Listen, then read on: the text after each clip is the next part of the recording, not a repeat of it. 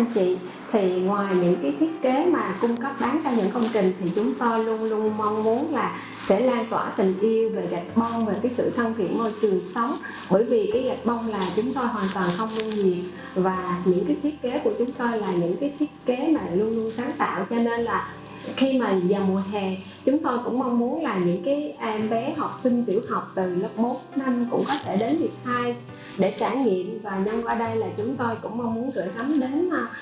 những vị hiệu trưởng ở các trường, nếu như muốn cho những cái bé mà đến trải nghiệm và có những cái bài học về cái sự lao động, về sự cần cù, thì các anh chị có thể liên hệ đến Viettiles để chúng tôi có thể là kết hợp với nhà trường để mà tạo một cái sân chơi cho các bé là có sự sáng tạo. Thay vì các bé mùa hè có nhiều thời gian rảnh rỗi thì chơi game, thì thật là vô bổ, chỉ còn một cái ngày đến ở tại Viettiles, ngày mấy tại Viettiles thì các bé cũng có thể những cái trải nghiệm. Hoặc là nhân qua đây chúng tôi cũng gửi đến những bạn yêu cái đẹp, hoặc là sự sáng tạo, hoặc là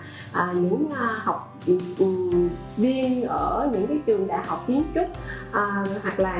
những cái bạn nhân viên mà đang làm việc ở tại công ty thiết kế thì muốn đến để tìm hiểu sâu hơn về cái sản phẩm gạch bông, cách mà chúng tôi làm như thế nào và những nghệ nhân là sản xuất ra như thế nào trong một quy trình ở tại Viettiles, là luôn có những cái công đoạn từ cái khâu thiết kế đến cái khâu là đưa ra ý tưởng về những chiếc trọc, hoặc là đưa ra những cái viên gạch, những người nghệ nhân tạo ra những viên gạch đẹp và hút hồn, hoặc là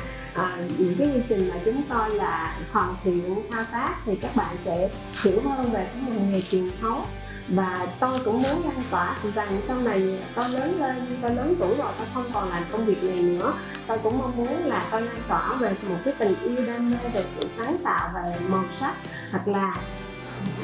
các bạn đến ở tại nhà máy cũng có thể hiểu hơn và lan tỏa tình yêu về yêu thiên nhiên. Bởi vì cái sản phẩm của chúng tôi là hoàn toàn không nung nhiệt và sản phẩm thân thiện với môi trường. Tôi cũng muốn là gửi một cái thông điệp đặc biệt đó đến với những ai mà yêu thiên nhiên, yêu môi trường sống và bảo vệ môi trường. Bởi là từng cái nguyên vật liệu đầu vào đến cái lúc ra sản phẩm là hoàn toàn là không nung nhiệt và không phá hại đến môi trường, không lấy đất từ đất nông nghiệp để mà sản xuất thức ăn nuôi sống con người. Cho nên là rất là nhiều câu chuyện mà chúng tôi muốn gặp trực tiếp và muốn lan tỏa tình yêu ấy cho mọi người. Thì đó là một cái thông điệp mà chúng tôi muốn gửi gắm đến. Thì các anh chị là hiệu trưởng hoặc là các bạn là giáo viên muốn lan tỏa tình yêu cùng với tôi hơn thì hãy liên hệ với Viettiles nhé. Và cảm ơn các anh chị đã lắng nghe hết cái câu chuyện của tôi đang muốn connect và kết nối với các bạn. Cảm ơn các anh chị đã lắng nghe và mến chúc các anh chị có nhiều sức khỏe. Chào tạm biệt.